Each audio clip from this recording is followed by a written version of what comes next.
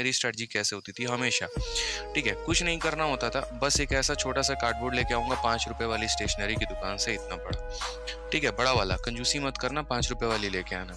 यहाँ पर मैं एक तरफ है ना ऐसे, यहाँ पर मैं एक तरफ क्या करता था, अपना प्लानर लिखूंगा। प्लानर मतलब मेरे पास कितने दिन बचे हुए हैं।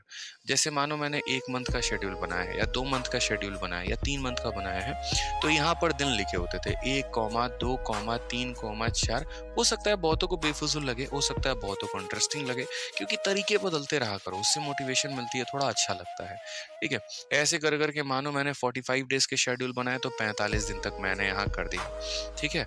उसके बाद मैंने यहाँ टारगेट बनाया कि इन 45 दिनों में मुझे क्या करना है। तो इन 45 दिनों में जैसे मानो मैथ्स है, तो मैथ्स का मुझे यहाँ पर चैप्टर है प्रॉफिट परसेंटेज हो गया, फिर यहाँ पर प्रॉफिट एंड लॉस हो गया, फिर यहाँ जैसे मानो टाइम एंड वर्क हो गया, फिर मानो SICI हो गया। ऐसे करके मैंने 4 चैप्टर यहाँ लिख दिए हैं। एक एडवांस का भी बीच में लगा दो, ताकि अरिथमेटिक एडवांस साथ में चलते रहे, ठीक है। यहाँ पे कोई दिक्कत की बात है। अब उसके बाद जैसे मानो ये मैंने यहाँ लिख दिया, उसी तरीके से मैंने यहाँ क्या किया, इंग्लिश की भी स्ट्रेटजी बना ली कि भैया वोकैब में हमको 100 यहाँ पर कम से कम 300 जो है, 45 दिनों में 300 तो बहुत कम है, 300 साइन एंटो, 300 वन वर्ड यहाँ करेंगे, 300 यहाँ पर इडियम फ्रेज करेंगे। इस तरीके से 1000 का आपने टारगेट बना लिया, ठीक है। ग्रामर में भी इसी तरीके से आपने अपने आप के 3 चैप्टर असाइन कर दिए। उसी तरीके से आपने अपने रीजनिंग की स्ट्रेटजी बनाई, उसी तरीके से आपने अपनी GS की स्ट्रेटजी बनाई। अभी मैं सिर्फ एक चार्ट पेपर में थोड़े थोड़े बात कर रहा हूँ कि करना क्या है, ठीक है। मेरा दिन जैसे जैसे बीतता था ना, जैसे मान लीजिए कि मेरा दिन आज पहला दिन मेरा बीत गया, मैं इसको काटूंगा यहाँ पे। पता है ये काटने का एक साइकोलॉजिकल इफेक्ट होता है। साइकोलॉजिकल इफेक्ट यहाँ पर क्या होता है ना, कि ये चीजें बताती हैं कि देख बेटा तेरे पास कितने दिन बचे हुए हैं।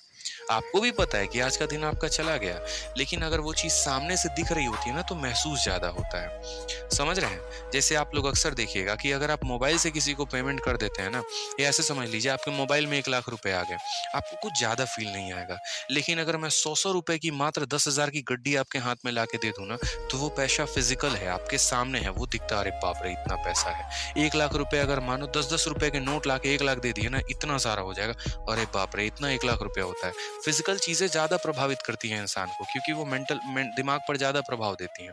तो ये जो चीजें है ना, जब आप लिखते हैं तो आपको यहाँ दिखता है, अरे यार मेरे दिन कम हो रहे हैं। ये मेंस वाले बच्चे को भी करनी चाहिए, प्री वाले बच्चे को भी। और फिर उसके बाद तो अब यहाँ कट लगाया करो, परसेंटेज खत्म तो परसेंटेज पे कट लगा दिया, प्रॉफिट लॉस। इससे पता है क्या होता है, इससे एक और चीज का सबसे बड़ा जो फायदा होता है ना, वो मेरे भाई इसके जो बेनिफिट्स होते हैं वो यहाँ पर ये होते हैं कि आप अपने आप का आकलन कर पाते हैं, आप बहुत अच्छे तरीके से सेल्फ एनालाइज कर पाते हैं। इससे क्या होता है, हो सकता है आपका एक टारगेट आपका फेल हो जाए, लेकिन दूसरा टारगेट बनने में काफी सहायता मिलती है। आपको पता चल जाता है कि यार 45 दिनों में मेरी औकात कितनी है, मैं कितने मैथ में चैप्टर लगा सकता हूँ, कितने इंग्लिश में कवर अप कर सकता हूँ, कितने रीजनिंग में। क्योंकि आज भी तो आप देखो ना यार, 1.5 साल हो गया तैयारी करते, 1 साल हो गया तैयारी करते, 1000 वोकैबुलरी आपको याद नहीं है, तो कम से कम ये तो बताएगा कि तुमने 45 दिनों में क्या कमाया है। जितने आपके यहाँ पर चार्ट में कट लगे होंगे, समझ लीजिए मेहनत आपने उतनी ही की है, और कट नहीं लगा है तो मतलब आपने नहीं की है। तो सबसे बड़ा आकलन यही है। क्यों जाते हो किसी और की वीडियो देखने स्ट्रेटजी की, क्यों जाते हो कुछ और करने? सिंपल यहीं से फोकस मारो ना यार, अपना एनालिसिस करो ना, ठीक है। तो इस तरीके से जो है आप काम कर सकते हैं अपना शेड्यूल बना के, ठीक है। साथ में यहाँ पर जो है कुछ नोट भी लिख सकते हैं। नोट यहाँ पर क्या लिख सकते हैं, अपनी चीजों के बारे में। जैसे मानिए आपने पढ़ाई की, आपको लगा यार ये जो वाला जो पॉइंट है ना और कवर अप कर लेना चाहिए, जैसे फॉर्मूला बुक है वो भी थोड़ा सा देख लिया। जैसे मानो हो सकता है कोई मॉक टेस्ट दिया, कुछ अच्छा क्वेश्चन लगा, तो उसके लिए एक स्पेशल डायरी बना ली, उस डायरी का यहाँ मेंशन कर दिया। तो ये ऐसे बहुत रामबान तरीके से इस तरीके से चीजें साबित होती हैं।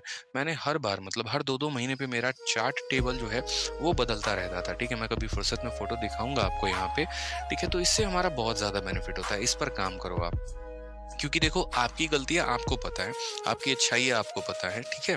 आज के समय में ऐसा जमाना नहीं है कि हर अर्जुन के पीछे कोई द्रोणाचार्य खड़ा है। मेरे लिए यहाँ पर लाखों अर्जुन है, उनके लिए द्रोणाचार्य मैं ही हूँ, ठीक है। तो यहाँ पर सब पर एक एक चीज नजर नहीं रखी जा सकती है, लेकिन हाँ जो मैं यहाँ पर बातें बताऊंगा अगर उसको हमारे अर्जुन लोगों ने फॉलो कर लिया, तो यूं समझ लीजिए कि जो नौकरी है वो सीधा से मछली की आंख ही है, और निशाना वहीं पर रखना है आपको, ठीक है। तो इस तरीके से मेहनत करते रहो अच्छे से, कुछ भी इम्पॉसिबल नहीं है। मेरा मानना है अगर मेरा जैसा जो है डम्ब व्यक्ति जिसके स्कूल में काफी कम नंबर आते थे, अगर वो इस मुकाम तक पहुंच सकता है, तो आप तो यार बहुत होशियार हैं, ठीक है। क्योंकि आपके साथ मैं हूँ शुरू से, और आपकी अपनी मेहनत भी है, तो आप तो बहुत आगे जा सकते हैं, ठीक है, जीवन में कुछ भी इम्पॉसिबल नहीं है यार, कुछ भी इम्पॉसिबल नहीं है।